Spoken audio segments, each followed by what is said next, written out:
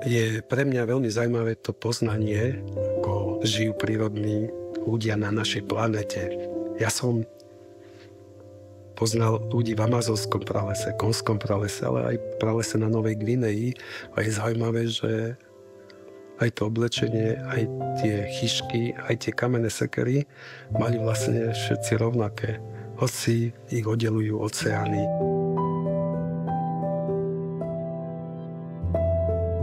Čo majú ešte spoločné v týchto kmeňoch, že oni nezhromažďujú nič.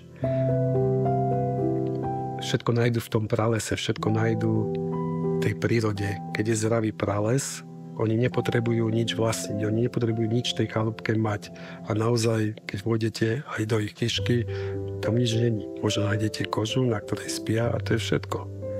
Keď niečo potrebujú, zajdu do pralesa ako do chladničky.